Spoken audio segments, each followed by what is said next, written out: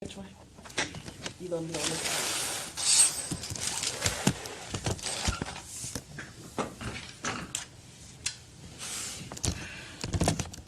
Turn the lights on.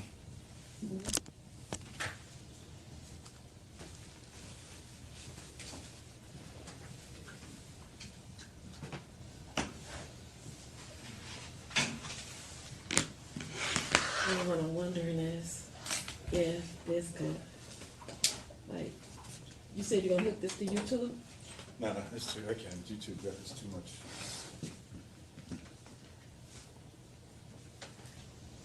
You can do it live. Well, what if I do a video? Can you do a video and put it on YouTube? Maybe I could do Yeah. it. All right, we're about to get this thing started in a little bit.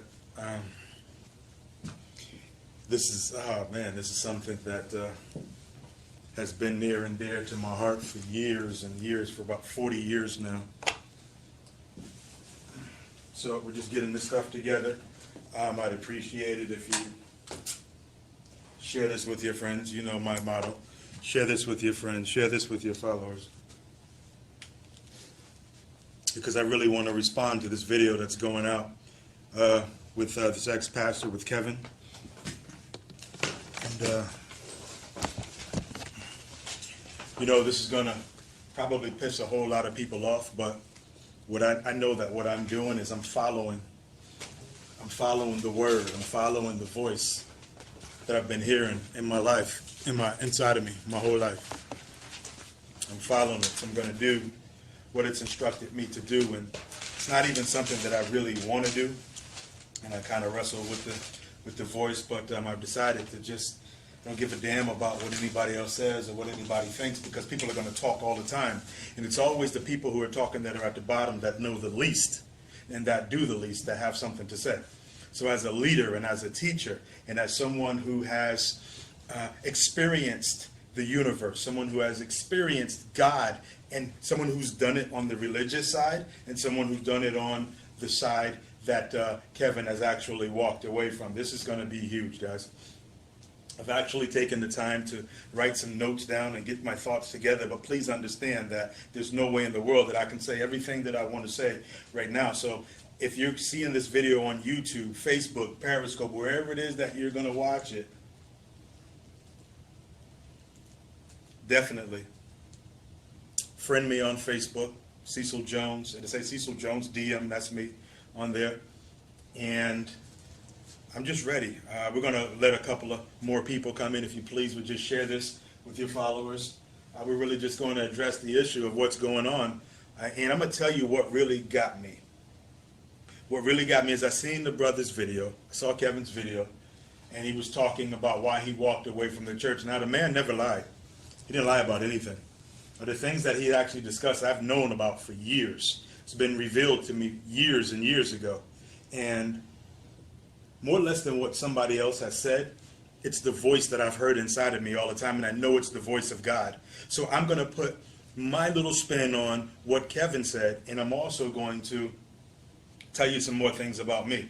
Because I'm going to tell you this, guys, and I'm going to run to the bathroom before I start this, so just if you could spread the word, spread the word. You on your live over there? Or what are you doing? I'm gonna tape it. You're going to tape, okay.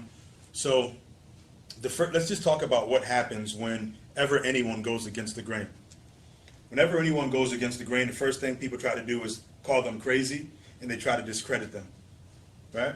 So I was watching Kevin's video on YouTube, and if you know Kevin, you know I tried to on my computer screen, I tried to CC him in or tag him on the post, but I couldn't. If you could tag him in on this post or get his attention if you know him, I'd love for him to see this. Also for Ray Hagins also, I'd love for him to see this. Now this is going to break down and destroy a lot of you religious people. A lot of you religious people, I'm going to tell you the things that I've understood since it was introduced to me. And I'm going to tell you, when you get to a certain level mentally, and when you get to a certain level financially, and you start to hang around different people, different things are revealed to you. I just want you to know that. So I know, and I really felt the brother on the screen when he said, listen, do you think I haven't prayed? Do you think I did not want this to be true? Do you think I haven't wrecked my mind and studied and researched? Well, see, these are the things that I know for a fact. These are the things, see, when I started to utilize and understand the very things that Kevin is talking about, that's when my life skyrocketed. So the religious side, trust me, I grew up in the church. My grandmother helped build the church, was one of the praying warriors in the church where I live. My great-grandmother, I know the Bible inside and out, frontwards and back. And I'm going to tell you my story because there are things about my past. Kevin said, listen, I used to be a dancer, and I saw someone on YouTube, some older gentleman, maybe a pastor or somebody said he was. He tried to discredit Kevin because of his past. He tried to discredit him and say, well, something's wrong with him. Something in his mind's not right. Well, that's bull. That's bull because that man is talking truth. And I'm going to just try to pull up right here on my phone to see if I can find him and tag him in on this. If you can, please, listen, this is not something that I want to do. I don't want to be anybody's pastor. But I know that God has been speaking to my spirit and to my soul from the time I was a little kid.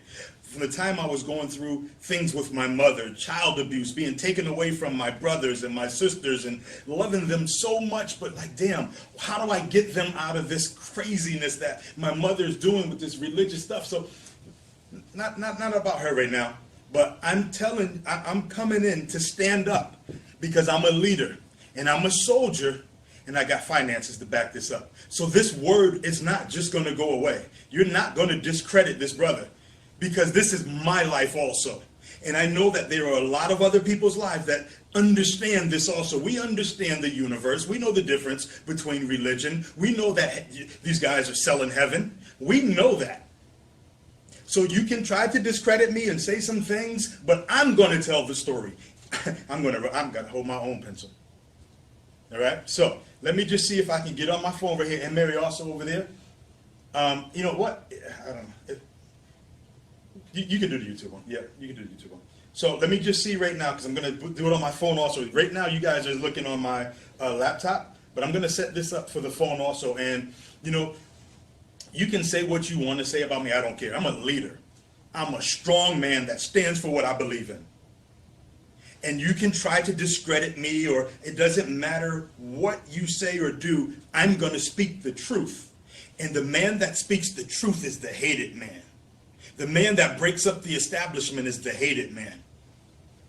Have nothing to gain from him, and I can't be bought. I do my own business. I'm in real estate. I've made a ton of money doing it. This has nothing to do with anybody paying me off or me selling out. And if you are a person that has a critical mind and you're a critical thinker, you're going to look at his video, you're going to look at videos by Ray Hagins, and you think, when you see, the truth stands on its own 2 feet. You don't have to sugarcoat it. You don't have to dress it up. And I'm going to put my take on what he said. So let me just see if I can bring him in. I'd appreciate it if you would share this, because maybe you just might learn something, right? Maybe, and this is what I got this from Ray. Ray Hagin said that we have this circle that we live in, right?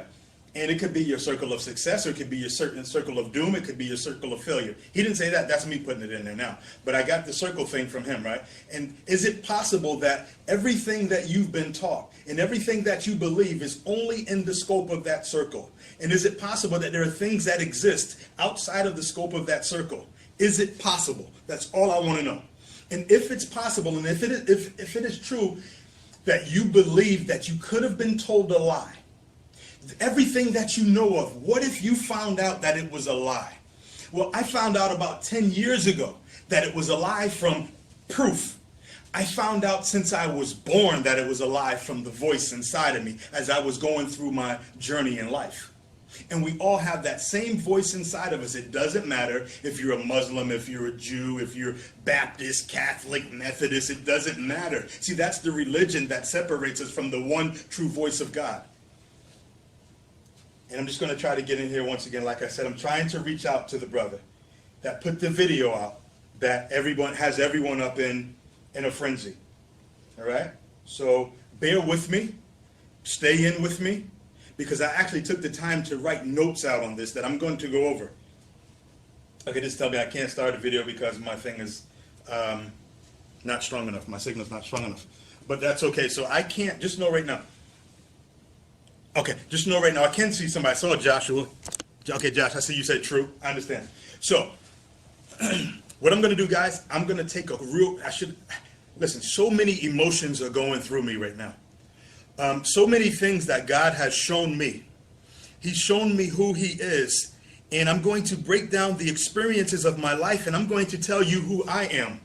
So then you can decipher, you can discern if you can feel the Spirit of God through me. That has nothing to do with religion. That has nothing to do with the fakeness and the fallacies that we've been taught. And this is for our people, man. Everybody knows the truth. Most people, I'm not saying most people know the truth, but we don't. We're running around, and share this with your friends. We're running around chasing after something that's not there. And there's only one establishment that's benefiting from it. And I'm just to the point right now, guys. If you're selling heaven to your people, and you know the truth, and I'm going to tell you my mentors, Mr. Alan Schwab, my mentors, Mr. J.F. Straw, these old Jewish men that I know that God sent into my life to tell me the truth and to show me the truth. And I tell you, when I was into this religious stuff, I was straight up broke. You would never see me here. I'd be the cable guy, right? I was straight up broke. I didn't have anything going. But once I started to apply the principles of the universe, and when I started to let go of the religious stuff that was so hard for me to do, because it was instilled in me by my mother, but there was a voice inside of me that would question the things that she was telling me from 5 years old. So a lot of you are going to freak out with this, but I'm telling you that the same voice that I recognize, and I recognize it in Kevin, and I recognize it in Ray Hagen, I recognize it in Marcus Freeman, I recognize it in other people, I recognize it into the guy, Sadir, that came into my life, and I had to say to myself, everyone that I know, and I'm from the projects, guys.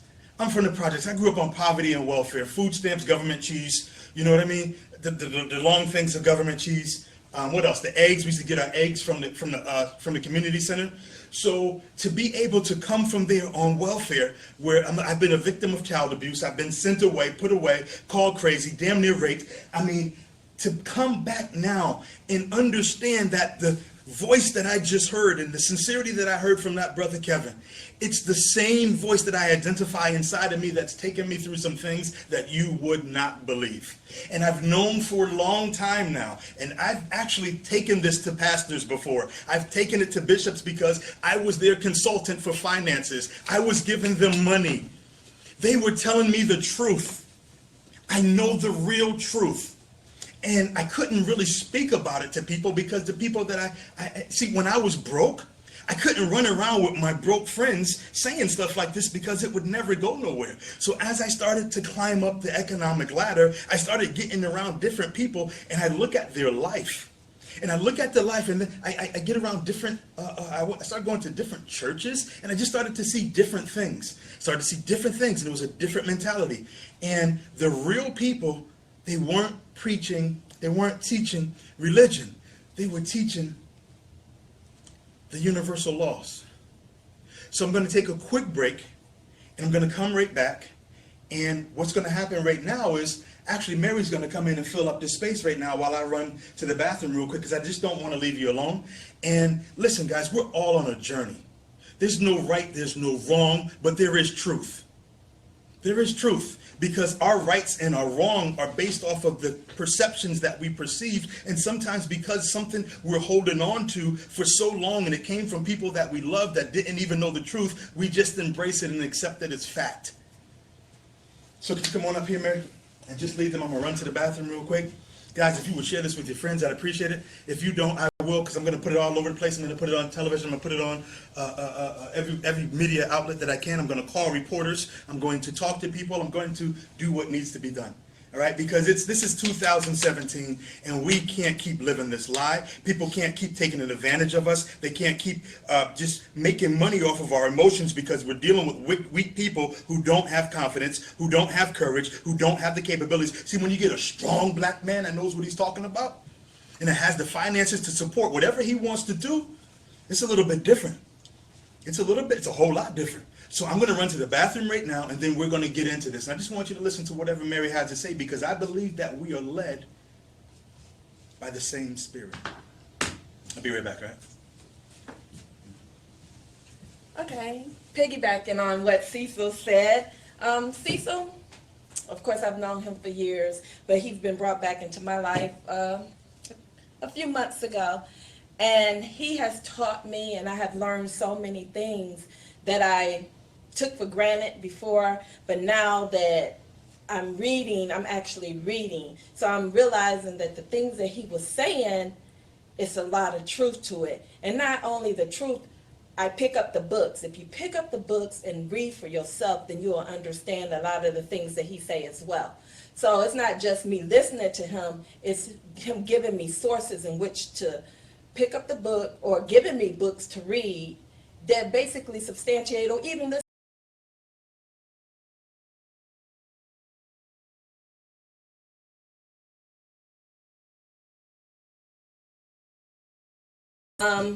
And I'm reading like this one book that I'm totally like, wow, is Unwitting the Devil.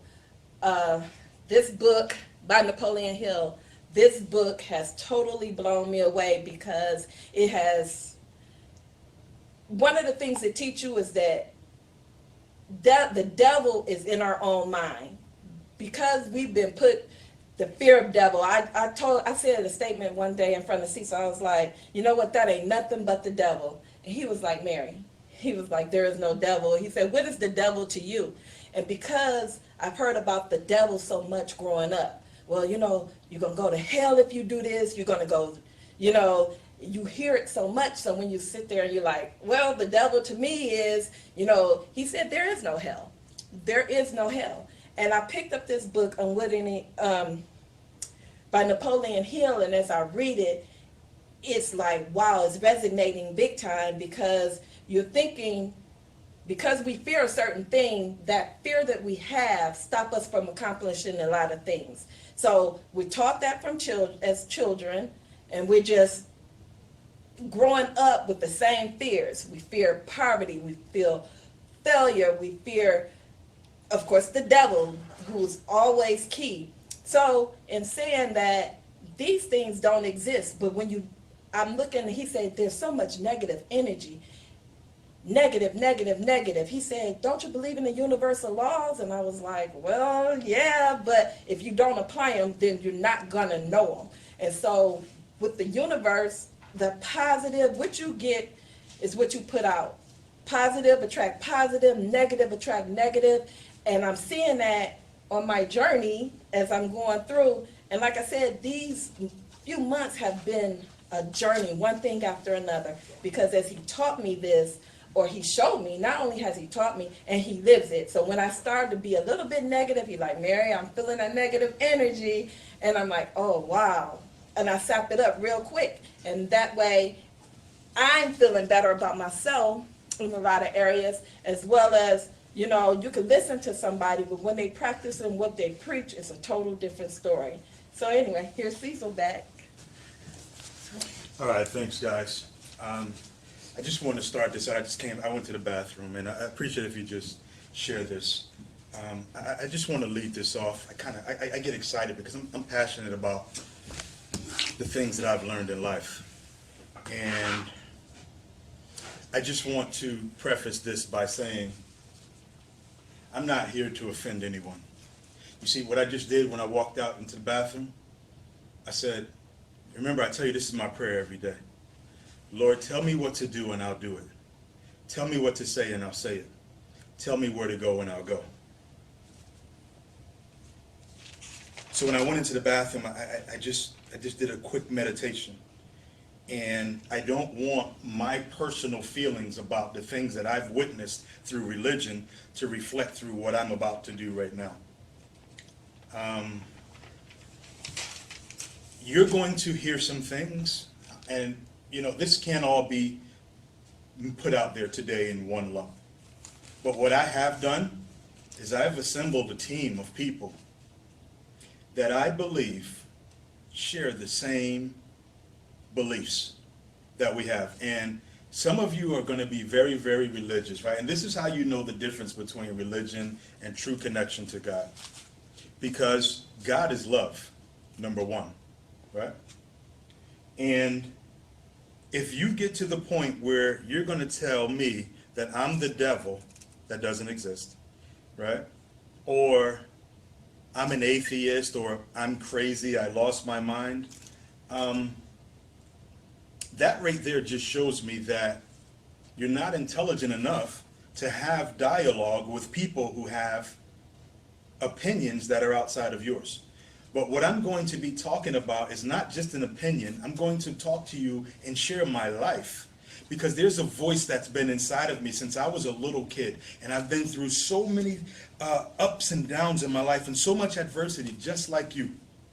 And so when this brother gets up on there, the pastor, you guys seen it, ex-pastor, walks away from the church, says the Bible's not real.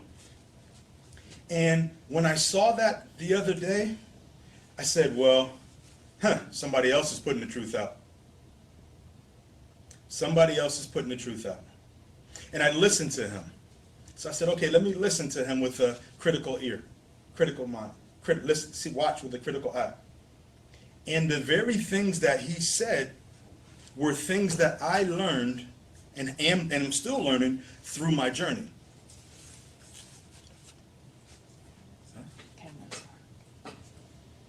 Camera's dark? Mm-hmm. Okay. Let me see if we can lighten this up a little bit there. Okay. I'm going to sit down. Is that all right? We at the office. Huh? Huh? Go ahead. We're at the office here. And maybe it's a little bit dark. I don't know if maybe cut one down when the lights. Does that make a difference? Please share this with your friends, guys. You know, I was explaining some of my story to one of my proteges. Still dark. Cut it back on. Yeah. I don't know. This is good. This is good.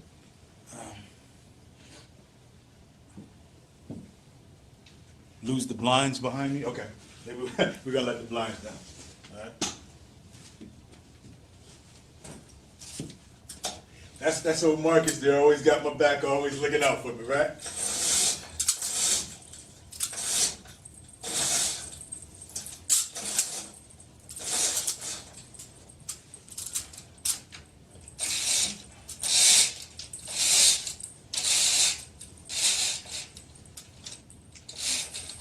You know? Yeah, it's better, looks lighter, right? Is that better?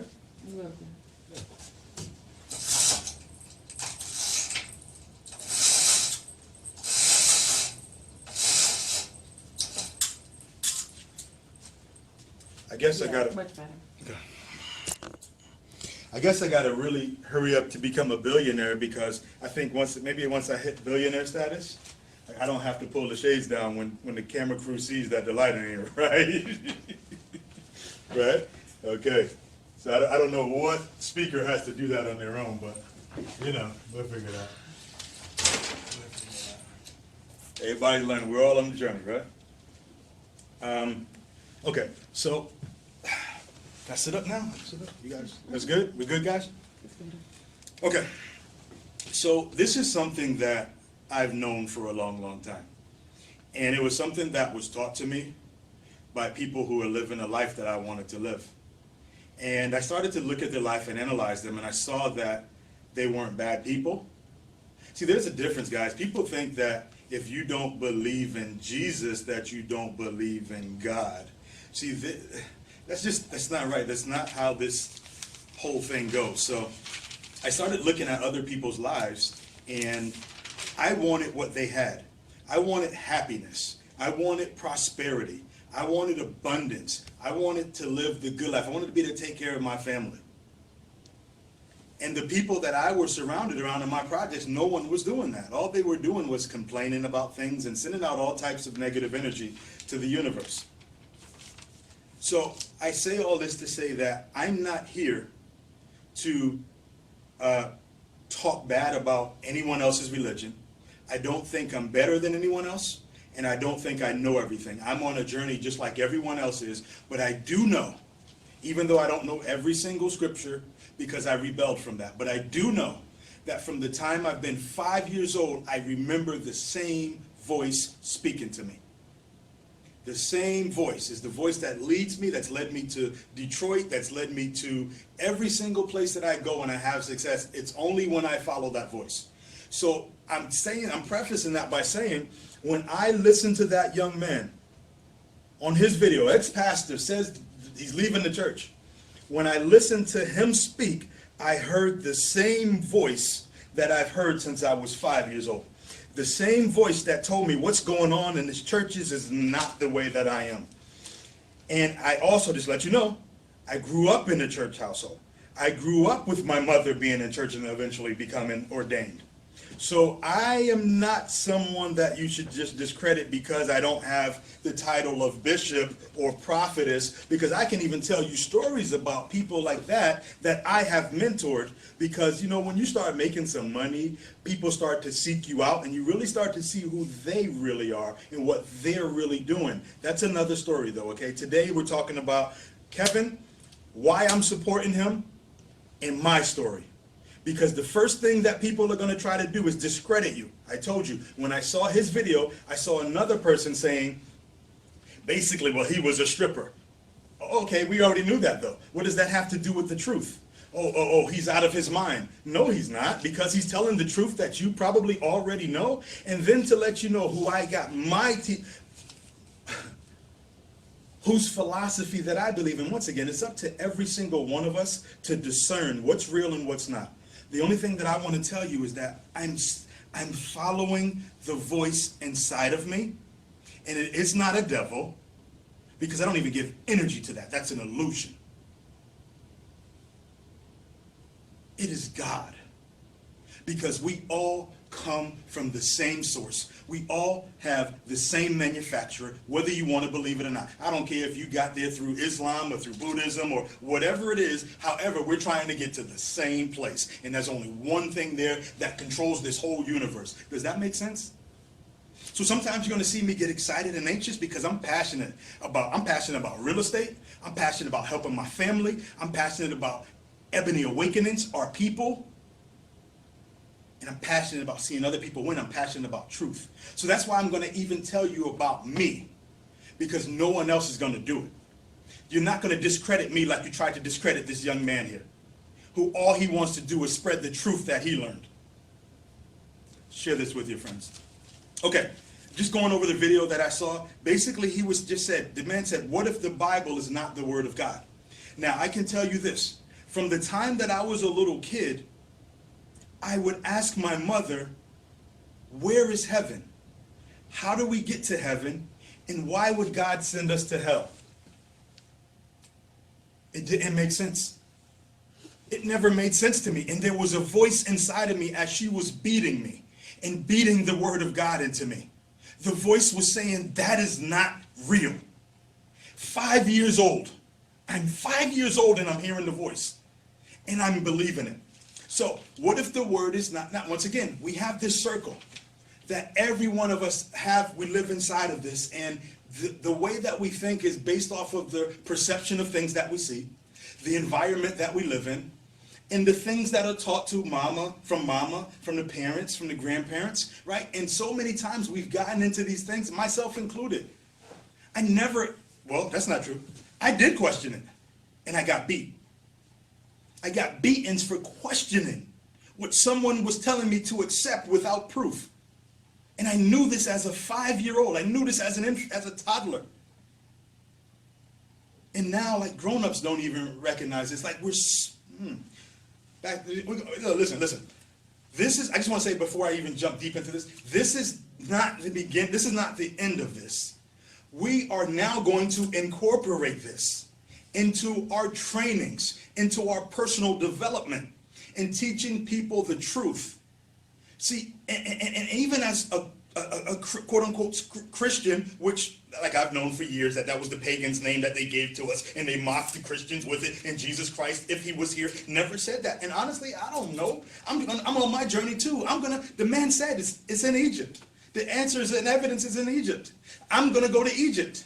And I want to see it for myself because some of the stuff I'm learning about, and just be real, 1,000% authentic.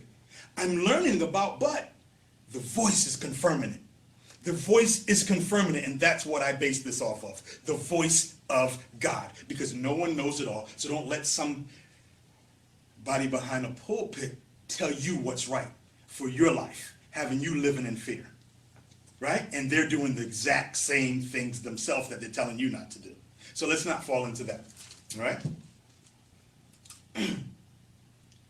He said that he was a dancer. He said that he was a gospel rapper, and somebody tried to use that to discredit him. He said, I tried to believe. He said, do you not think that I wanted to believe that what I just discovered was a lie? He said, if you don't want to be my friends, then that's okay, because this guy is a man of God, just like we all are. Everyone is a man of God. Everyone is a woman of God. And he's willing to stand on his truth that he doesn't only know, you know it too, because it's the voice inside of you. It's the voice of God inside of you that's always been there for you, regardless of what your religion is. He said to you, I do believe in God. I'm not telling you I don't believe in God, and he's being ridiculed because he's not going to for anymore believe in what the establishment, the Roman Catholic, the Vaticans, what they put out there to our people. He's found out the truth. And so I'm looking at one of these pastors' Facebook things, and I believe he's a man of God. I really do. We're all men of God, but you know they say that in the church. He said, well, to his followers, he said, well, what if you found out that Jesus really wasn't born in Bethlehem, that he was born in Egypt? Well, if they found that out, that means you've been teaching them a lie. Let's stop sugarcoating this. And if you're a black man spreading lies to your black people, what is wrong with you? I don't care about your title.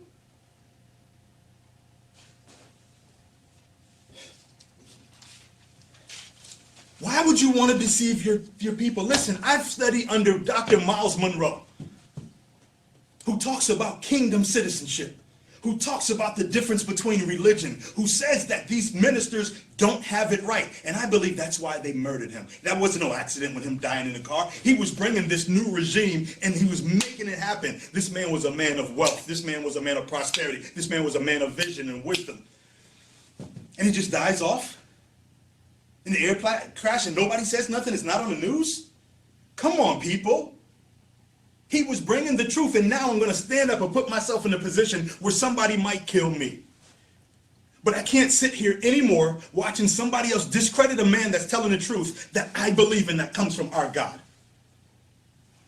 So I'm going to stand with that brother. I've already reached out to him on Facebook, sent him a PM to call me. I've given him my number. I've reached out to Ray Hagen, to call me, because I want to be a part of what they're doing, and I'm willing to put up $1 million for this. And my friends that I've spoken to are willing to do it too. So are we going to keep lying to people, pastors and ministers and bishops and prophetesses that can see all of these other things, but they couldn't see this happening? Are we going to keep lying to our people? What's going to happen? They're going to be talking about me and the church. They're going to be talking about Kevin and the church. They're going to be talking about Ray and the church. This is what they do. Instead of talking about telling the truth about where our people come from, about the lie that this all happened 6,000 years ago, when the evidence clearly states that these sphinxes were built up there 18,000, 20,000 years ago. Man, I got so much to tell you guys. I can't get into everything right there. But if you follow me on Facebook. I'm going to set up a whole nother organization that really puts the word of truth out. You can believe it or you can't. All I can tell you is this before I go further. When I believed it the other way, that what religion was, they pound you with religion and scare you and fear, make you in fear and all that stuff. When I was living that, I stayed broke. But God is a God of abundance. Why would I stay broke? And why do most of the people that are teaching this stay broke? Why? How are they taking you somewhere? Like Dr. Miles Monroe said, these preachers, there's the key, they got the keys, and there's many mansions if that's what you believe, but you don't even have the right key. You don't know which one, so you're standing there and your people are dying in the lobby, waiting on you to figure it out, waiting on you to tell the truth.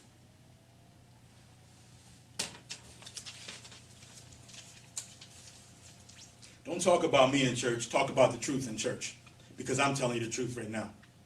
You can ostracize me, you can talk about my past, but guess what? I'm going to tell it myself right now.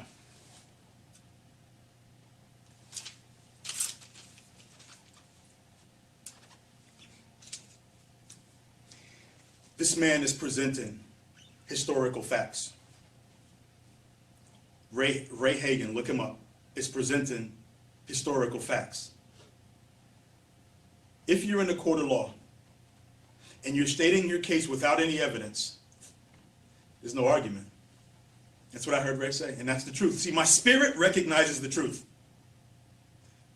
Your spirit recognizes the truth. When you have historical facts, historical articles that are still right there, and there's some stuff about China, India, a whole lot of things that I'm going to share a little bit later on that they're not even talking about. But it was a truth that was revealed to me, and when I started following it on my journey, things started to change in my life. Everything now I mean, listen, let me just say this too. I've been brought up on the Bible, and I know the scriptures, and you know, some of my favorite scriptures are Habakkuk 2:2. I believe in writing it down and making it plain. Jeremiah 29:11. I really believe that God wants prosperity for us. There's a lot of them. I'm not going to sit here saying every single one. Now, I'm not an expert in religion, and I don't know where every single scripture is. But I bet you I take the action to make it happen exactly what they say. I take the action to make what they say happen. The whole faith without works, well, I work. Believing in myself, I got faith. And I don't give a damn about what nobody else say. I don't give a damn about what somebody tries to tell me. I'm crazy, he did that, he's off his rocker. No. See, because I also have the finances to back what I'm saying and to get this word out there.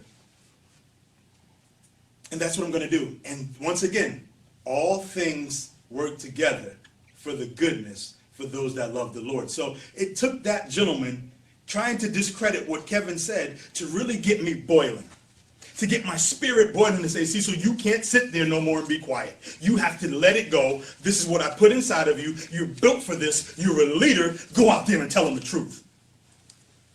And that's what I'm going to do. That's what I'm going to do. So some of you I'm going to lose. Listen, I used to have like 5,000 people on my Facebook page. I deleted all of them because I was seeing so much negativity. It's down like 200-something people. I deleted them. If you happen to have made the cut and you're still on there and you don't like what I'm saying, just save me some energy. I don't have to go delete you. Just delete yourself. Unsubscribe. If you don't want truth, because what's going to happen is you're going to go back to your pastor. You're going to say, did you see this video? Which he will. Because it's going to be everywhere. What do you think? Oh, he's crazy. That's the devil. That's the author of confusion. No.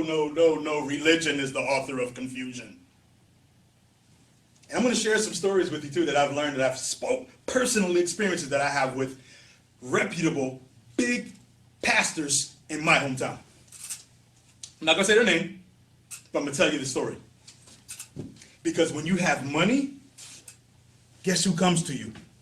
Guess who tells you that if you give it to them, it's a write-off? I already know that. I'm in business. Guys, don't even take what I'm saying for gold. Do your own research. Never be a follower of anyone. Be a student. Take what works for you and be led by your heart. Be led by your spirit. Be led by your mind. Because that's the greatest gift that the universe, that the Father, that the Lord, that God has given us. The greatest gift you could possibly have. Stop being like sheep being led astray, led to slaughter.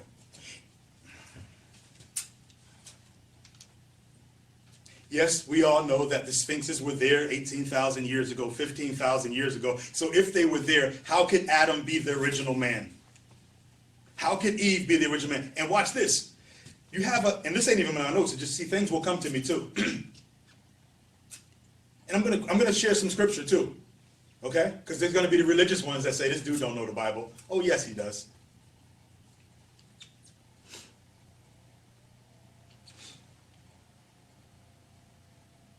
To me, God is love. God is love. If you believe in the Bible, and there's things I believe in the Bible. I'm not saying I don't believe the Bible. I believe that there are things in there that are true. Now, this whole thing about learning about none of the characters being real, I'm on that journey. I'm going to Egypt. And if anybody wants to come with me, you raise your hands and come to Egypt with me and let's verify. Stay in one of my timeshares. If there are artifacts and relics that predate what we were told that the beginning of the world was, anywhere from 6,000 to 7,000 years ago, right? And if it was all dark and void, why are the sphinxes there that are there from 8,000 years before that? We got to stop selling heaven, and we got to start teaching truth. I'm going to say it again. We got to stop selling heaven, and we got to start teaching truth. Father, lead me. Yes, the whole thing about the Council of Nicaea is real. It's documented. Do your research. I'm not going to sit here and explain everything at this particular thing because I'll be here all night long and I still have other things to do. I want you to know that I'm coming from the spirit of abundance and I'm coming from the spirit of truth. I prayed about this and I meditated about this, and the Spirit woke me up this morning and told me to reach out to that brother Kevin because he's being ridiculed, and to let him know that there are strong brothers that know the truth also and will stand behind you. I've already talked with people in my group, and I'm talking with people with some money also. So if you want to come out on the seminar set with us, Kevin, you want to come on out Ray with us, we're ready to back this. We're ready to spread the truth.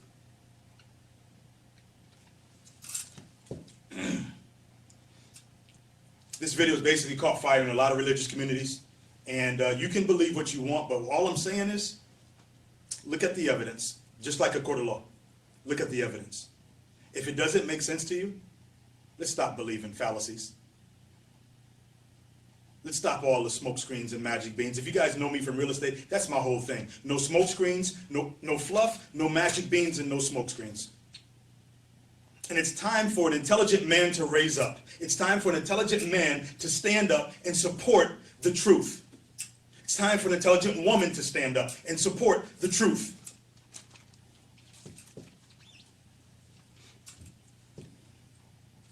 I know for a fact, regardless of what anybody says or thinks, that the voice of God is inside of me. I know it for a fact. I pray like you pray.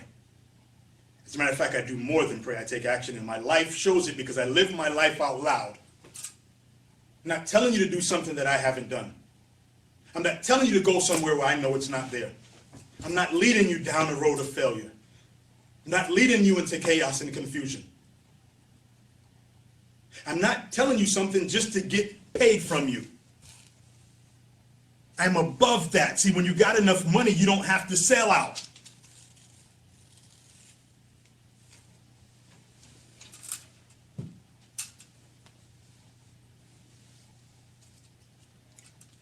This is the same voice of truth that I've heard since I was 5 years old that told me when your mother was beating you and abusing, this is not right. This is not who I am. The same thing when I sit there and I watch prophetesses and bishops, because I have money, pull their pants down and offer me themselves. I can get that in the streets. That's not who I am. And I'm going to tell you my things and my weaknesses too, because you need to know that I'm just like you. I'm just a man who believes something. And I'm the new Malcolm X, and I'm the new Martin Luther King. And many of you are too. Many of you want truth. Many of you know that I will show you how to make the money to take care of your family, to have time to sit down to discover the truth. To have time to go to Egypt, to have money to do the things that somebody else is only telling you to pray for, but keep giving it to them. You know, it's going to be a clash in here. This is about to be a real war here. And you know, you can turn the Bible around and talk about this is the spiritual warfare. No, it's not. What you're doing is the spiritual warfare. What you're doing is deceiving people. And if you're a black man or a black woman doing this, if you're a black woman preaching it, we can go to the Bible that says you shouldn't even be talking. If the Bible's real, if the characters are real, how can it be one way over here and another way over there? If God is the same today, tomorrow, and forevermore. Real talk? Just real talk, guys? Reveal your truth in speaking. Yes, way better. Thank you. I'm going to ruffle some feathers, guys, but I'm not afraid to ruffle some feathers because I've never been the average guy.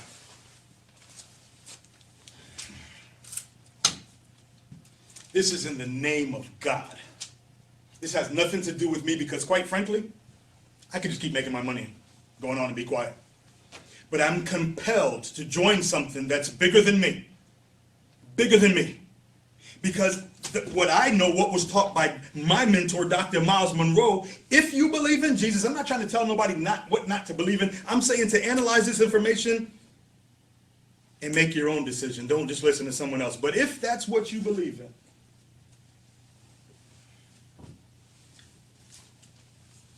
do your own research.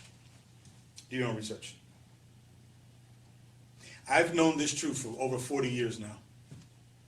The truth that, you know, I kind of find that it's the people with the least economically that are clustered in one little segment of the neighborhood that all believe the same thing and all have the same results. But I've been blessed and fortunate to live in one of the wealthiest areas in Orlando, and the people that are succeeding, loving God, having great times with their family, enjoying their health, enjoying their wealth, prospering, abundance, giving back in a way that it doesn't hurt them, we all know the same thing. Choice is yours.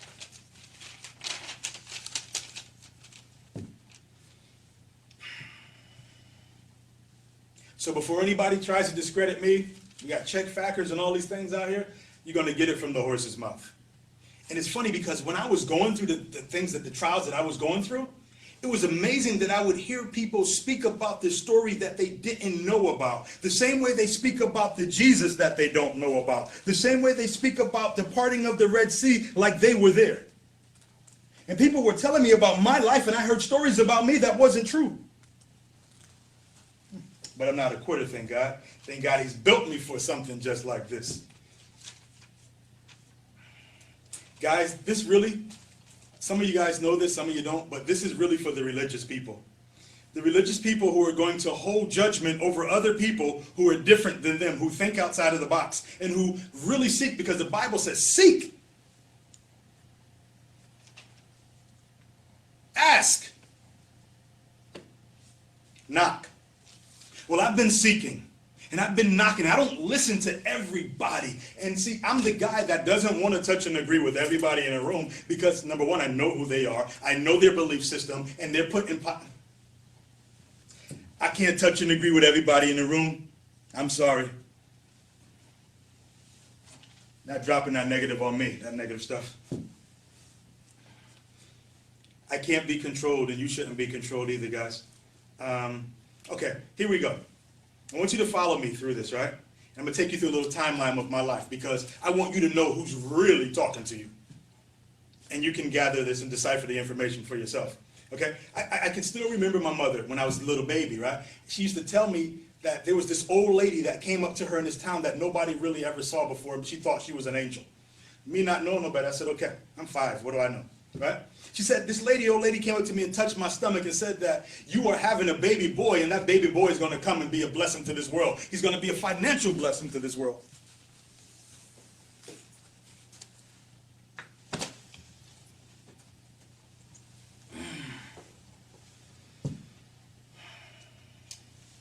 One little snippet, right? Let's fast forward a little bit. She told me that the lady told her to nurture me and to protect me from the world.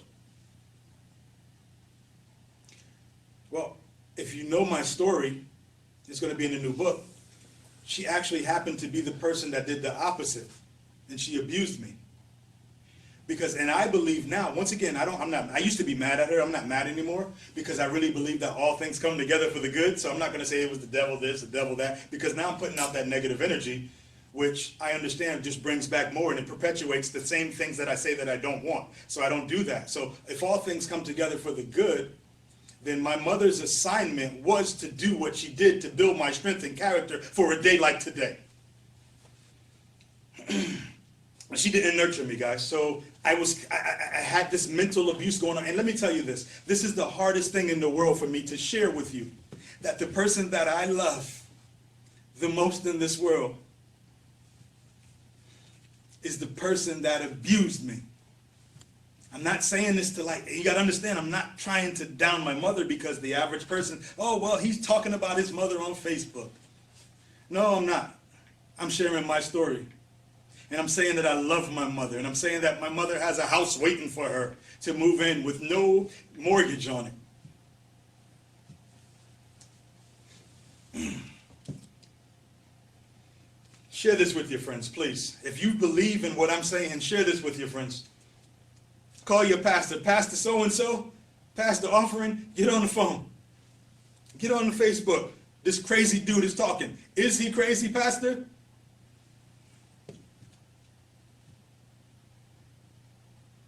My mom was a religious fanatic. You see, because she had me as a teenage girl. My dad wasn't there. My mother was abused by her mother. Her mother was abused by her mother, and they grew up picking cotton. So my mother only did to me what she had done to her. That's all she knew, but I know she loved me. I know that she loved me.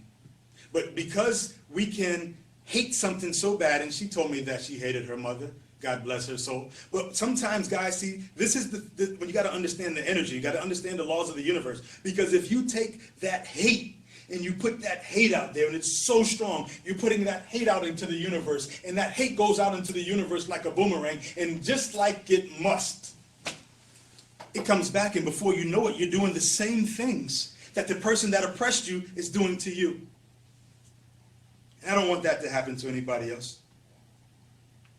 So I was being beaten in the name of Jesus, but there's a voice inside of me that kept saying, don't give up. This is not who I am. And I recognized that voice from a 5-year-old. Some religious people might not understand this. I recognized this voice as a 5-year-old, and it kept telling me, what is happening to you is not God. Okay, so I was forced to memorize the Bible from the time 5, 6, 7, 8, 9, forced to memorize frontwards, backwards, upside down, everything, right? That's why sometimes you hear me talking, and sometimes I know Marcus even says, man, it feels like church in here. Well, it's not church, it's the Spirit of God. Make sense? Because there's a distinct difference, as Kevin pointed out in his video. Listen, just to speed this up, I don't want to get too much on this, but I was taken away from my family when I was 14 years old. And I was in boys' home, so I didn't get to grow up and experience loving my brothers, my sisters, and none of that, because I was somewhere else, and I hated my mother, and I also hated God. Because I thought that he was responsible for this, because she was doing some things to me in the name of Jesus. And it's no different than the things that I see some of these guys doing that are your leaders that you're looking up to, and they're doing the same things in the name of Jesus. So when I look at that, it doesn't resonate well with me. And somebody's going to say, well, that's not every pastor, it's one or two. No, it's way more than one or two. It's religion. And you guys will all talk the same thing. Dr. Miles Monroe said that he went through all of his years of theology school, and never, not one time, did they teach on the subject of the kingdom. Not one time. He said they taught him how to perpetuate.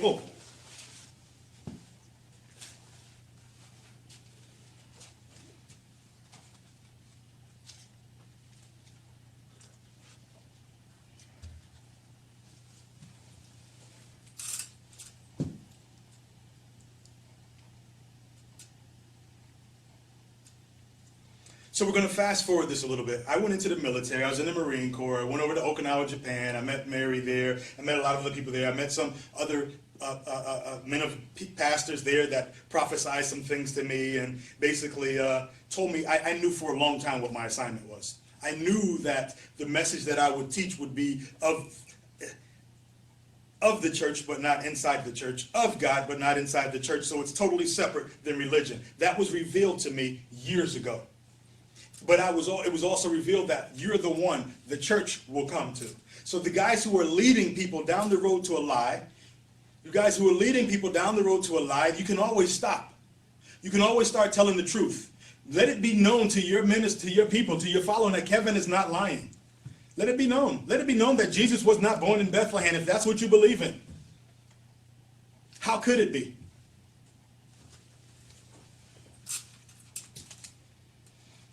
I'm going to fast forward a little bit more. Listen, by the time I was 16 years old when I came out of the boys' home, I started selling drugs. You know, I didn't have any money. We was on welfare. I had real food stamps.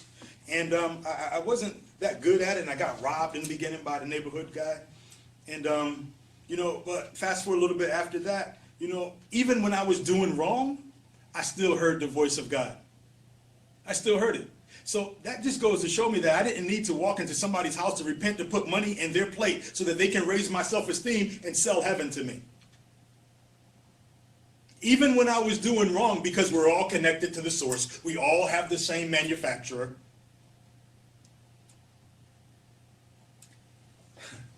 See, when I had low self-esteem, I needed a middleman to God. I'm going to say that again. When I had low self-esteem, I needed a middleman to God. Once again, if you choose to discredit or believe what you want to believe going forward, do that. But I'm going to tell you, when I did that, my life was different. When I came over to the other side, everything changed. And the first thing someone's going to try to tell you, you sold your soul to the devil. Bull. Anything to discredit you, that's why I'm going to tell my story.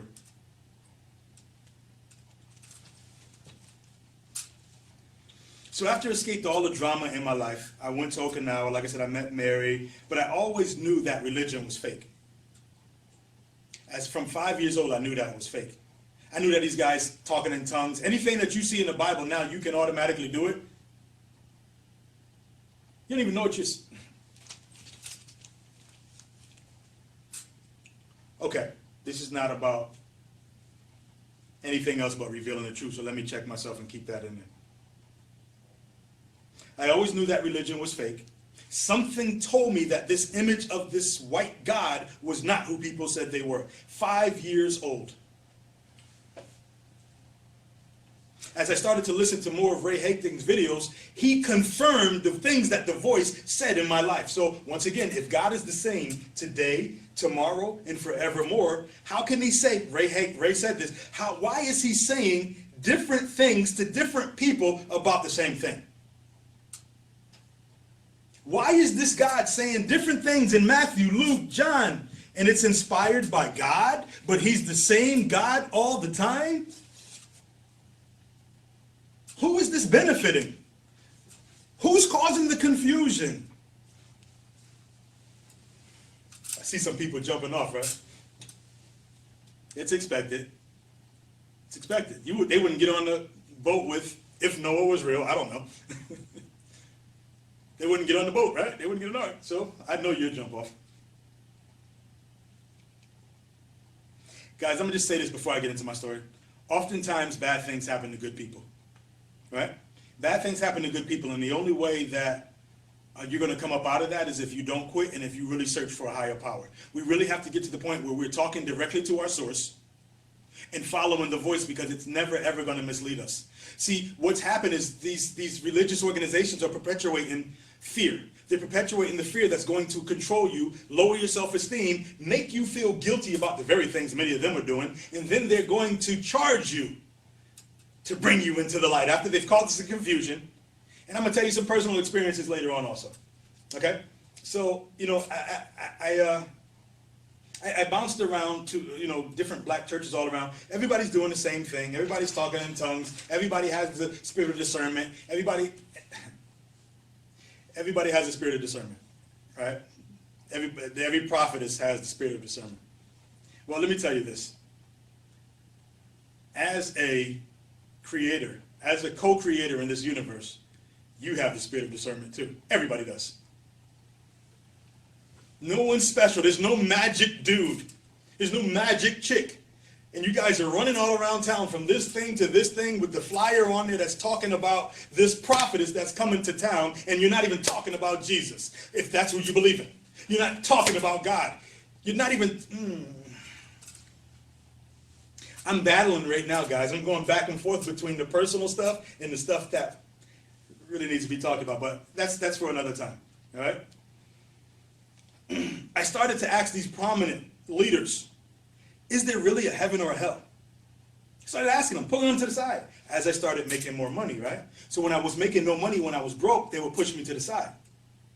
Listen to me now. When I had no money and I was broke, they pushed me to, they just, whatever, they ain't got time to speak to me. As I started making money, I could talk to anybody I want. Why do you think that? I could talk to anybody I want. Any bishop, any pastor had time for me. You know the reason. So I could never get a direct answer. I said, show it to me in the Bible. Because at that time, that's basically all we had to live, to work off of. I said, show it to me.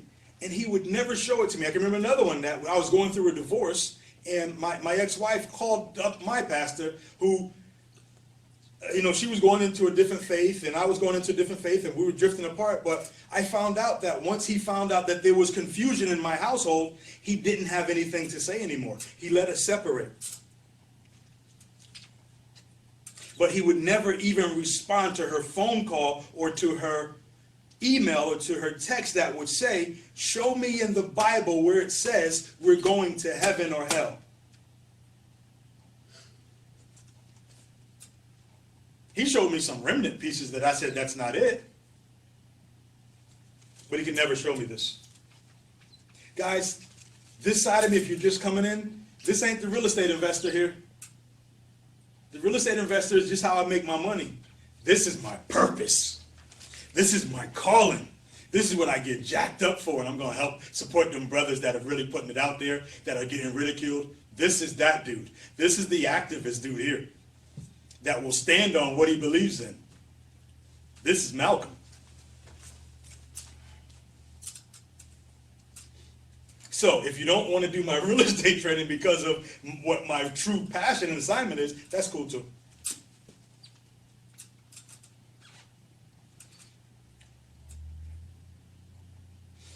There came a time, I actually got to a point when these guys knew, because I was on radio. You got to understand, I was a radio personality, right? So I was getting recruited by pastors. And I felt like it was like I was in the NBA draft or something. And these guys are coming and calling me and taking me out to lunch because they want the guy with the money in the church. Because at the end of the day, you can pray all you want, but somebody's got to write a check. Council of Nicaea, that's right, Alfred. Oh, absolutely. See, people out there know. And it's funny because it's the babes of Christ that you guys call it. The babes of Christ that you're taking advantage of and taking control of and selling these fallacies to. But even more than that, forget about Christ stuff. I don't care if it's Christ or Allah or a head of lettuce. That don't matter. What matters to me as a black man is that you're a black man or a black woman and you're doing it to your own people for money.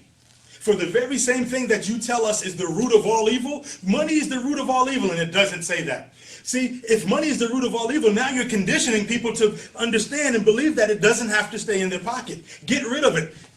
Give it to us because it's better to give than to receive than to receive. But that's not even what the original text says. The original context says that it's better to be in a position to give.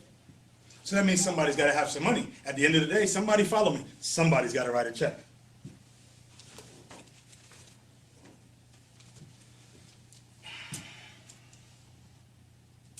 I never got the answers. And then once I started making some money, I believe it's because I pulled out checks for $5,000 to give to a church that the truth was finally revealed to me. And he told me to be quiet. He told me to be quiet.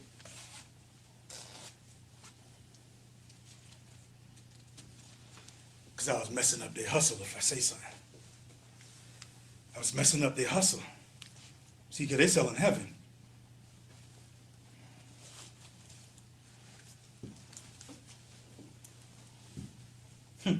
Share this with your people, please. Listen, guys, as I started to grow up and really building my personal life, I started noticing more and more things going wrong in my life.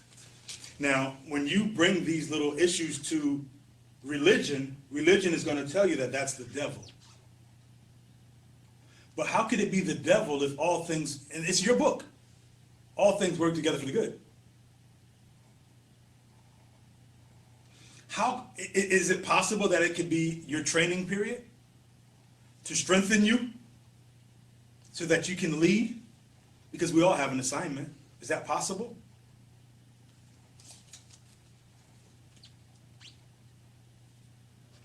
At the end of the day, I've always wanted to help my people come up.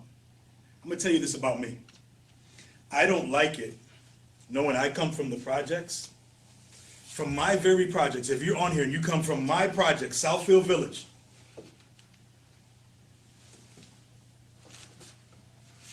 remember when I said, let's go to go to Egypt? It kills me to know that people in my project can't get on a plane and go with me. I care about my people. The information that was given to me by billionaires had to be God directing them to my path. So now I got some information that I can share with other people that will transform their life. And I've taken this to some certain pastors, bishops, to share this information with them so that I could teach it to their church. And they didn't want me to do it. Because if I would have done it and they would have came in, they would have started to become capable. They would be able to make money on their own. They would be able to take care of their families. They'd be able to get the best medical help.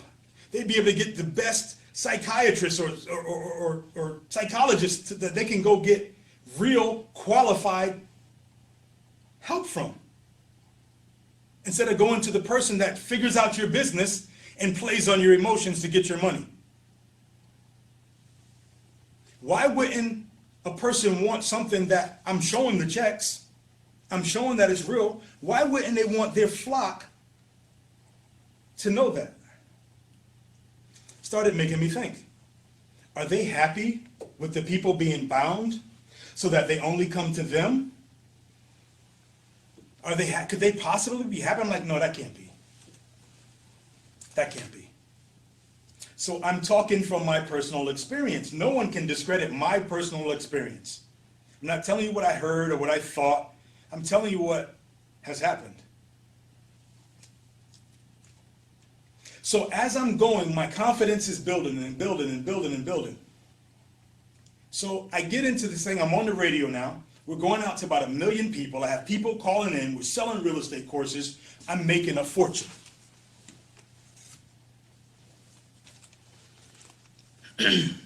Now, I'm going to tell you something that happened to me that changed my life, changed my reputation, changed everything. As I'm doing this class, now remember, I'm Mr. Ebony Awakenings.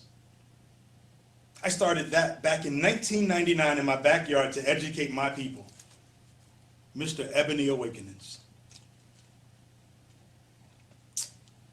Now, remember before I said sometimes bad things happen to good people. Well, I'm out there flipping my houses, doing my thing, closing 3 at a time, multifamily houses, little apartment buildings, and I'm rolling. And now I'm stacking money like like I didn't believe.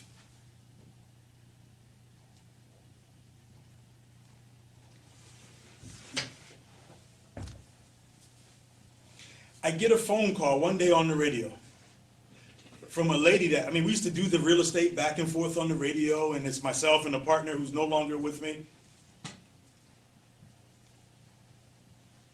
And she came out to a real estate class that we were doing. And she signed up for it. That's when I first started making money in real estate. And what was happening at the time was 2005, I believe. And this is 2005, 2006. This is when, remember, the market was going crazy back then. And then what happened is when it started to tank, the mortgage company started going out of business. So I'm dealing with a mortgage broker who tells me, and then the lady has 700 plus credit, She's going to buy 2 of my multifamily apartment buildings. And I'm teaching her and I'm coaching her, and she says, I want to do this for my family. I want to leave a legacy for my grands. So I said, okay, I'm all about that. That's what Mr. Ebony Awakenings is all about. So at that time, everything is going under. So when she submitted her loan application, the loan broker who's in my building comes back to me and says, Cecil, for something's going on. The bank's saying that they're not going to accept anybody. And I'm like, okay. He goes, don't worry, though. Now, remember, I'm just getting in the game back then. I'm just getting my feet wet in the game. So he says, okay, this shouldn't be no problem. In 2 weeks or so, this should all be over. So I said, okay, cool. So I'm keeping the lady informed. So 2 weeks passed, and we're trying to close the deal, and they said, you know what? Another bank went under. Another bank went under. Another bank went under. And finally he says to us, she's not going to be able to get these properties unless she has, you know, they went like 40% down. Well, you can't get 40%. She's not putting 40% down on houses that are worth $400,000. So what I did, because I knew the creative stuff that I learned from a guru, and Marcus, this is why I tell you, don't do the subject to stuff, to be careful. Here's the answer. Here's the reason. So we do a creative deal. See, and back where I'm from in Connecticut, we deal with attorneys. So I had an attorney that taught me how to buy 3 houses at a time. And he said he put them down that we lived in every house, so we didn't have to put no money down. Back in 2006, if you had good credit, you didn't have to put no money down. So he was arranging it so that we could buy 3 houses, and he was writing down that we lived in all the houses. I'm like, well, if my attorney's saying to do it, it's cool. That's what you pay an attorney for. Well, we were doing it, so we had a relationship already. I'd been doing deals with him for maybe about 3 years, 4 years already. So when we get to this deal, I learned another strategy of real estate. And this was basically putting them in land contracts and creating the option, and I would make the person the beneficiary and I would be the trustee on it. Well, we set all of this up. She brought in a deposit. I said, listen, we're going to set this up as a lease to own, and we're going to back it up with a land trust that you'll be the beneficiary. So when the bank comes back around, you're going to get the money from this deal. Now, anybody that knows, I'm going to tell you this right now. Let me preface this. I've never stolen anything a day in my life. Never.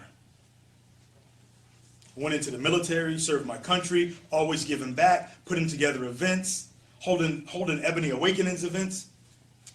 And this is something that was built to crush my character if I quit. So here we go. So we have the attorneys go through it. We tell the lady, listen, we're going to take $24,000. We're going to put $12,000 on each house. And here's the paperwork. Here's the lease option. Here's the option. All this is going to be recorded by the attorney. And once the banks come back around, because the broker's telling me it's going to be in about a month or 60 days, I said, okay. Well, I get a call from the Attorney General 3, 4, 5 months down the line. And I know that if you have an attorney, you don't speak directly to the popo or anything like that, right? So I call my attorney and I say, hey, Bill, I've got a call from an Attorney General inspector, and he says to give him a call. Do you know what that's about? He said it has to do with the properties that you closed on for us. He goes, yeah, I'll take care of that. Don't worry about it.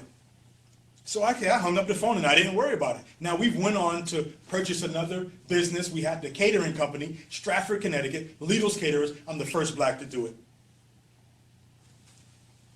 Everybody in the area knows now that myself and my partner, that we own this building now. We own this business now. So we have people in the community coming to us, people with the city coming to us and doing business, and we have contracts lined up for like 6 months or a year's worth of work with them.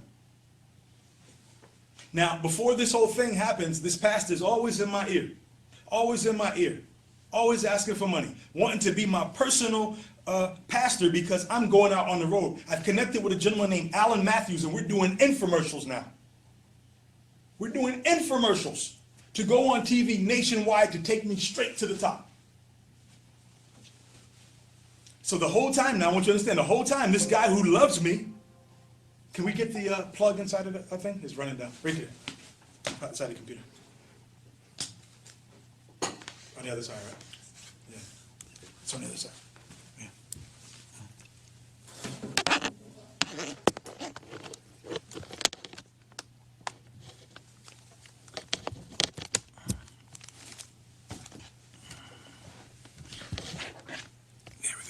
Okay, there we go. Just had to put the plug back in. So the same guy that's telling me he loves me, child of God, who's coming to me on a regular now for money. I'll always be there. You're my son. You're my son. You're my son. I'm your spiritual dad. I'm your spiritual dad. I didn't have a father, so I kind of I fell into that. And all of the guys that were in there who didn't have a father, he did the same thing to. So as I'm going through this dilemma, I get another call about a month later. Right? That's funny, the phone just rang. I get another call about a month later, and it's the Attorney General's inspector again. And he's telling me, hey, give me a call. We're calling on such and such and such. If you don't call me back, we're going to put a warrant out for your arrest. Like, a warrant for my arrest? What's this about? I pick up the phone because I have some money, and I'm calling my attorney.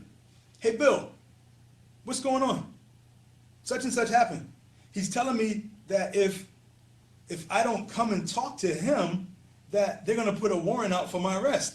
The attorney says, Cecil, I'm sorry. I didn't get that taken care of last time. I got it. I'm going to call him right now. You don't have to worry about this. I said, okay, cool. Well, I get another call about 2 months later. This investigator for the state's attorney's office tells me that I have a warrant for my arrest, that I need to come to the station. Call up my attorney again. Hey, Bill, they say I got a warrant for my arrest. Okay, I'm going to call him. Just go down there and get it taken care of, and you're not going to have to worry about nothing. So I'm believing my attorney. I go down to talk to them, and they're asking me questions. They pull out all the documents. They pull out the land trust. They pulled out the quitclaim deed. They pulled out all the documents that were a part of the deal. He's asking me, what is this paperwork? I'm telling him, this is such and such and such and such. This is why we do this. This is why we do this. I'm telling him all this stuff. They interview me. I'm answering every question. So, after their investigation, the inspector, who happened to be Hispanic, looks at me and says, listen, I've been doing this job for 18 years. And every question I've asked you, you've answered. You've never blinked. And you knew what it was. And once we did the background, they didn't even know what the trust was.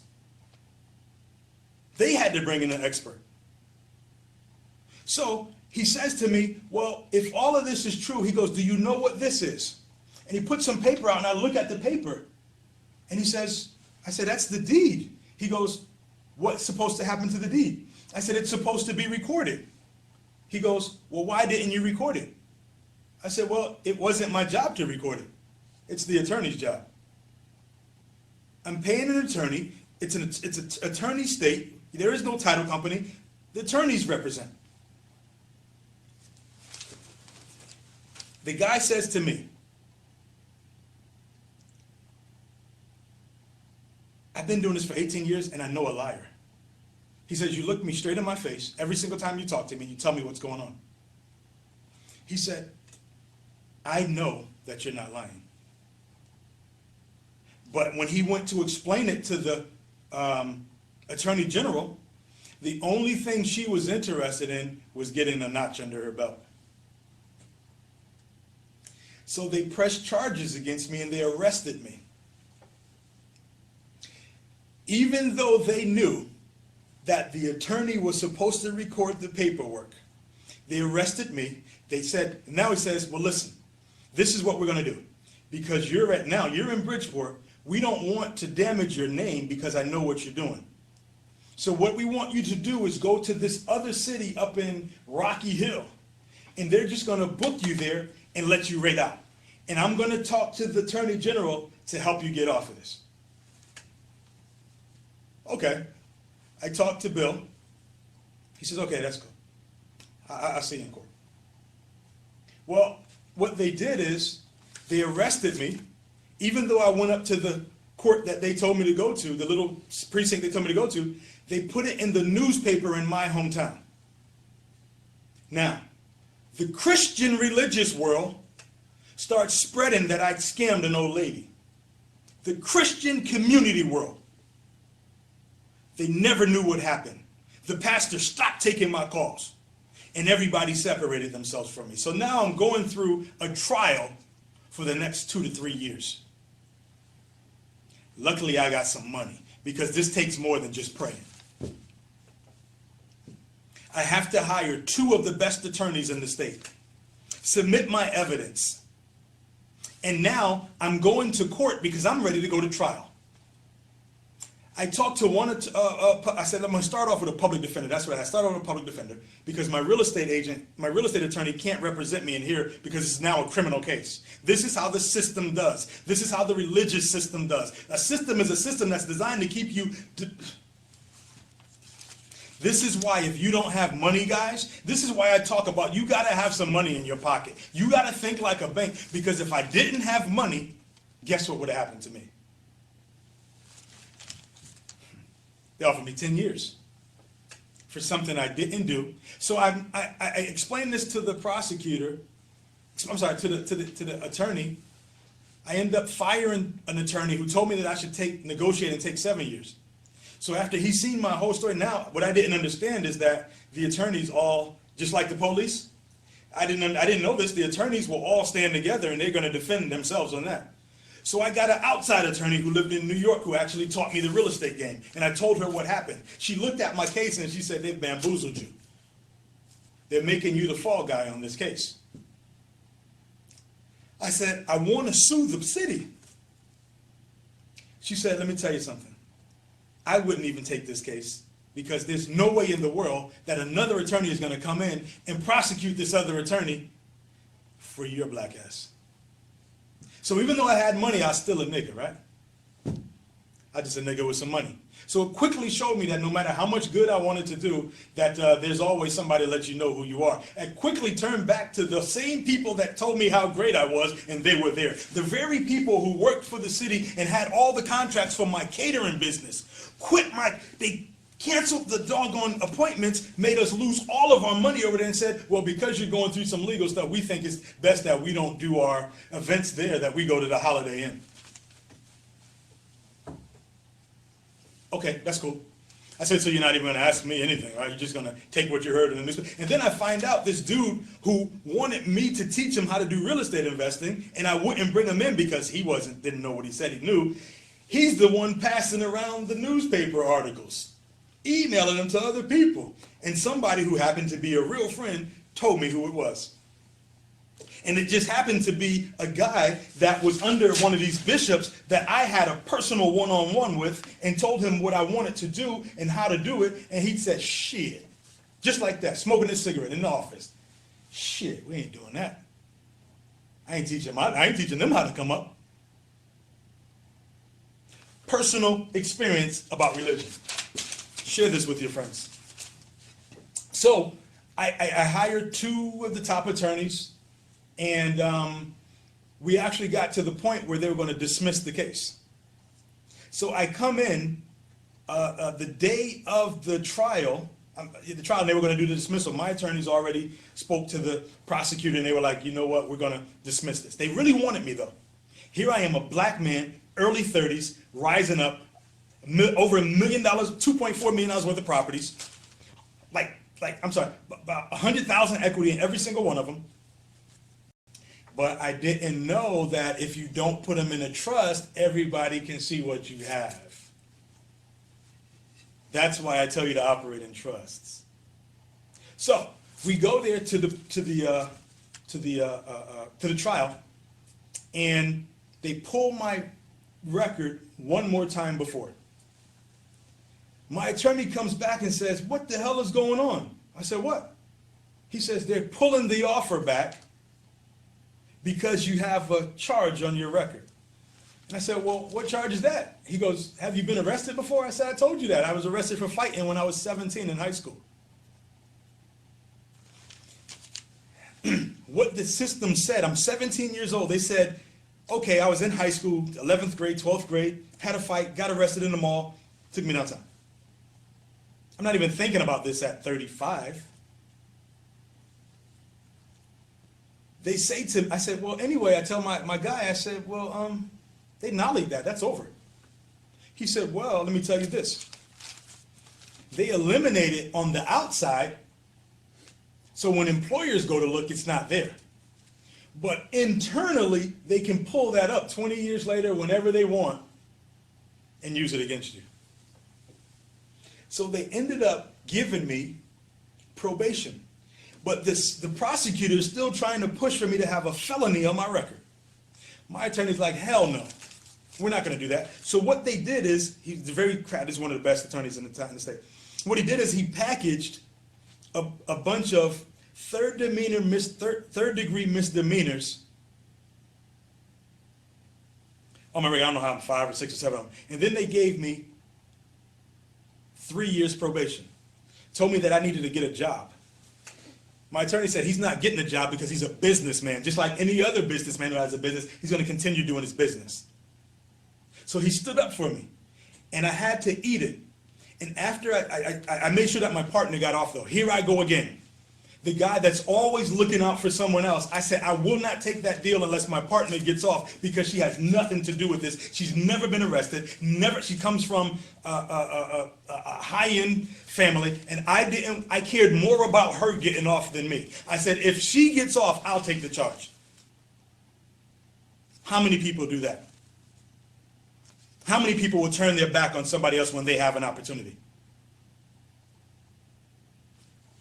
So I took the probation. My attorney says this is some bullshit. The prosecutor just wanted to see her win because she was going for whatever the next stage was to vote, and all she concerned about was wins. They weren't concerned about the truth. So they gave me the probation. I left from my hometown with my head between my tails, because these religious people they're happy for my perceived downfall. And then I said, I don't want anything to do with the church again. I've already seen the prostitution that's going on in there. I've already seen the pimping that's going on in there. And when I say prostitution, I mean real prostitution. I've already seen the prophetess who's losing her home, telling somebody else how to make money. That's why I always ask, are you doing this yourself? So I got through that thing, but I got money. So I said, you know what? Screw people. Screw people. I'm going to take my money. I'm going to go down to Florida. I'm sorry, I didn't have the money then. I'm sorry, no I didn't. Because the attorneys took the money, I forgot. I had to rebuild it all. So I actually left my hometown with like $335 in my pocket in a red duffel bag. So that's my story, guys. The reason that I tell you that story is because I'm going to stand up for something that I believe in. And there's going to be somebody that says, don't believe him because he does this. So if anybody's going to tell my story, I'm going to tell it. I'm going to hold the pen. Because the people who think they know, I don't care if you read in the newspaper, the press will put anything in the newspaper. Trust me, I know. That's why I don't judge people. That's why I have guys that come to me that have records that I still help, because I know what they're going against. And I'm a real leader, and I'm going to help my people, and I'm going to tell the truth. Now, I've done some other things too. I've cheated on my wife. Just like a lot of you pastors have done. Right? What else? I used to have a lot of girls. What else?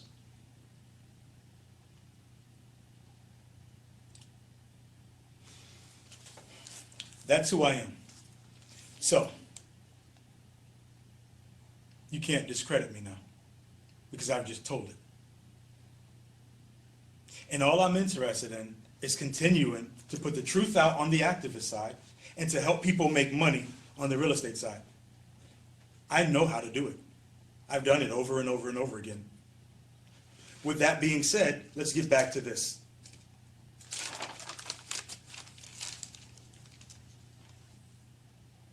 This is even as I was going through the things I was going through, I just kept hearing the voice saying, hold on.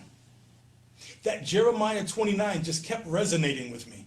You don't even know the plans that I have for you. So see, I could have quit and went back to being a sheep herder, like in The Alchemist, right? But I didn't. I quit. I paused for a minute. I walked away from the game because I rebuilt my stuff, put more money, put a bunch of money in my self-directed IRA, and so I didn't have to depend on anybody else. And the people that were talking about me were all broke. They were all broke, and they're all dependent upon some Jesus and believing the people that are broke in front of them. And everybody believes that you got to suffer to get to greatness, and somebody's selling you heaven, and your confidence is low, and you're sick, and you don't know what to do, and all this stuff. And I decided to go the other way.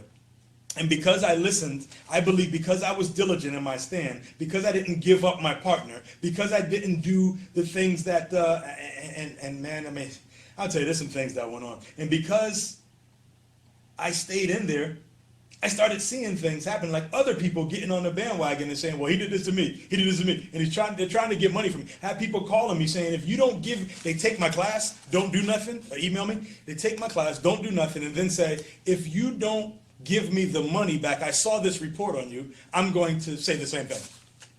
And you know me, you're not going to threaten me. I'm like, do what you got to do, I don't give a shit. So now I have people around here that are adding to this was crazy. And then at the end of the day, the people that said they loved me, I grew up in the church world, they disappeared. Family disappeared.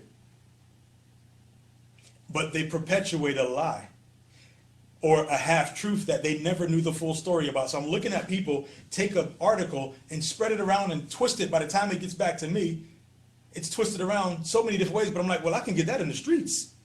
Why do I need to go to church to get that? Guys, these are the reasons why that I'm standing with Kevin and I'm standing with Ray Hagan. We have the finances to take this global, and I'm going to do everything in my power to attract other people, because I don't think that you should be selling heaven to your own people. And watch this. If you're a minister, a bishop, a pastor, and you know this and you want to stop, we're going to be doing seminars, going to add it to my real estate stuff. You can come in with us and you can tell the truth. You can join in with Kevin, because it's not about what you're going to lose. It's about the things that God is going to give you that you're going to gain, because you're keeping it real now. You're telling the truth now. Okay, so now you can't discredit me like you tried to discredit Kevin, because I told it, and Kevin even told it. He said, well, I was a stripper. I did this, I did that. I'm not proud of, but I still have love. And I want to say this, guys, real talk right here. Listen to this. Because some of you guys are going to dispute. Where's the thing I have that verse down from that Marcus gave me?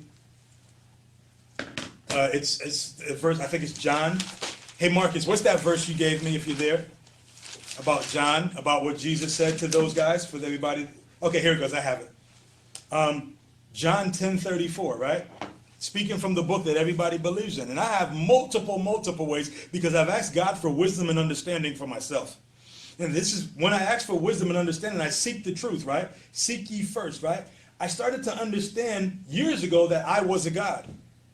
And when people hear that, you think you're God, you're going against this, you're the devil, blah, blah, blah. But here in John 10:34, read it for yourself. It says, has not it been written in your law, I said, this is Jesus speaking, I said, ye are gods. So why when and even take it a little bit further. See, because the things in this religious world don't correspond with each other. If I am heirs and joint heirs with Christ, Allah, Buddha, if I'm heirs and joints, because at the end of the day, guys, we're all trying to get to the same place. We're all on a journey. So who am I to sit there and say that the Baptist is better than this, or it's First Baptist, Second Baptist, or this Christian is this and that and this? Who am I to say that when we all are on a journey? So this is the way I believe. I believe if I'm heir, and once again, like I said, I've believed the Bible, I've grown up on it, and it says, and it's programmed in my mind, right? Just like it's programmed in your mind and religion is programmed in your mind. I said, if We're heirs and joint heirs with Christ. And we can do not even the things that he did, but even more abundantly exceeding things.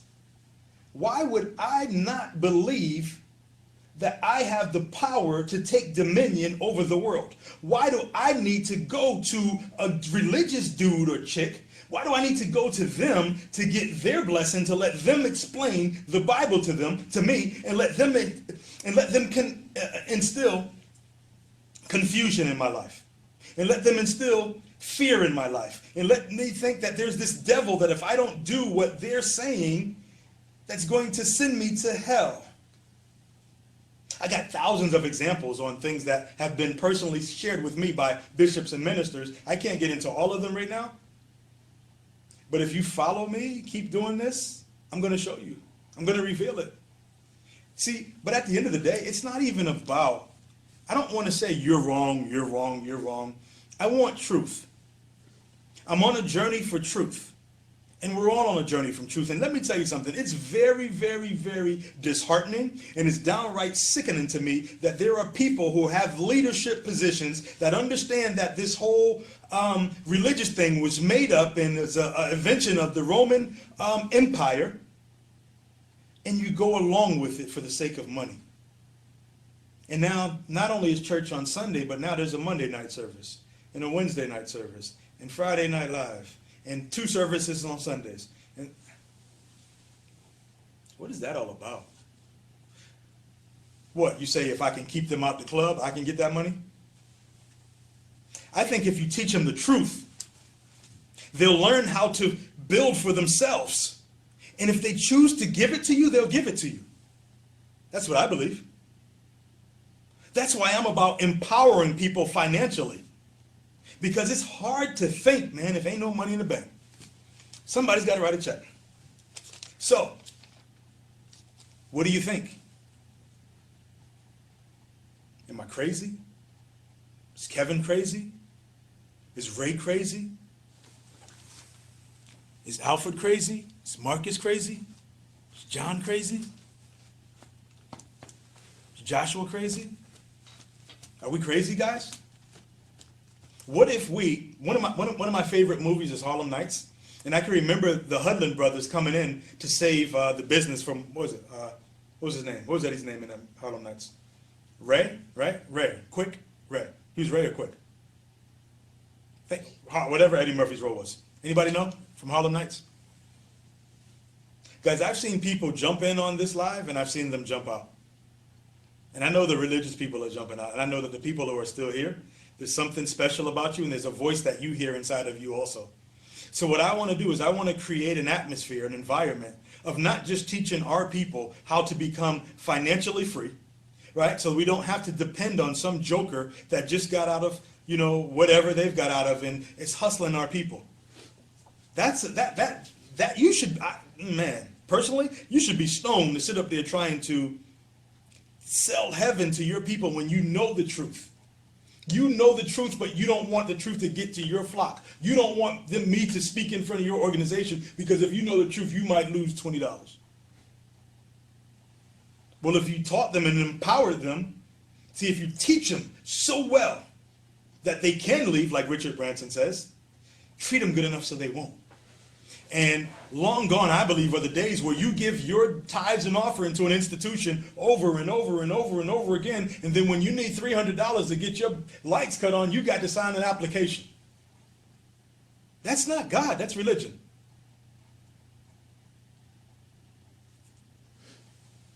Each one teach one. That's what this is all about, right? Each one teach one. So hopefully, I hope this video gets into the hands of Kevin.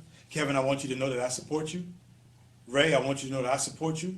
And whatever I can do to further this cause, I'm going to do.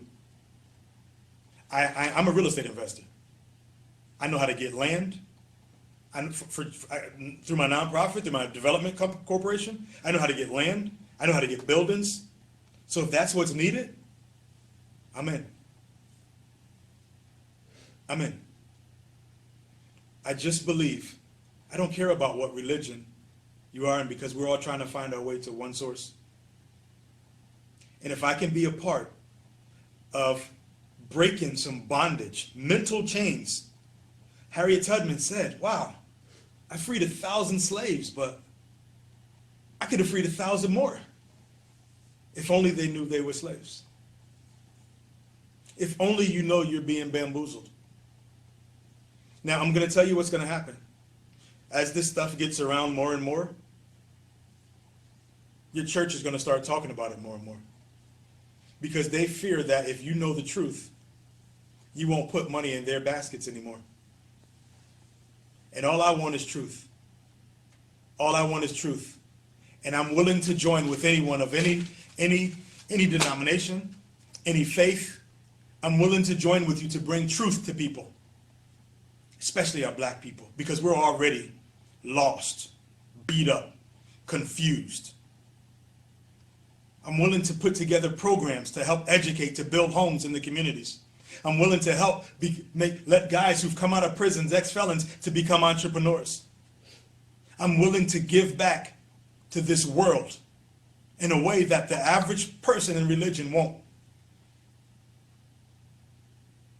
And I'm looking for some men that will stand on honor and valor and truth and do the same thing. And if your funds need to go into that direction, let's let it go into that direction. Let's build another underground railroad and let's free some slaves. But just know that all of them won't go, because throughout my readings in the Bible, even the people who were prisoners and slaves in Egypt, when they got out and were on the journey with Moses, right, to go to the promised land, they wanted to go back because it was too hot and they was hungry. And every excuse in the world was made up. See, this is the thing, when you know the word too, this is like, this whole journey is kind of like, I feel like I'm just like, wow, but I'm anxious and I'm excited to learn more. So I want to learn from Ray. I want to learn from Kevin. I want to learn from the other brothers that were out there, because I'm just on a journey for truth. Lord, tell me what to do and I'll do it. Tell me what to say and I'll say it. Tell me where to go and I'll go. And I've put this together in the spirit of abundance, the spirit of prosperity, and the spirit of truth. And hopefully you recognize that voice inside of me. Hopefully you share this. Let's get this in front of Kevin. Let's get this on YouTube. Let's come together. Let's take away the power from the people who have been purposely abusing us and keeping us oppressed, because they know the secret. They know about the Council of Nicaea. They were taught it in theology school. I wonder how many pastors and ministers are going to listen to this and watch the whole thing and discredit me. And I wonder how many are going to listen to this because I have the money to put behind it. And so do my friends. So let's build an organization where we teach truth and you can lead it. That's not my calling. My calling is to reveal the truth. To seek truth. Seek and you shall find. Knock and that door shall be open. That's what I want. I want it to be open to people who are not in the position that I'm in. That's what I want. I want unified truth. I want united truth. For our black people first. For our black people first. Because I'm a black man that's been lied to.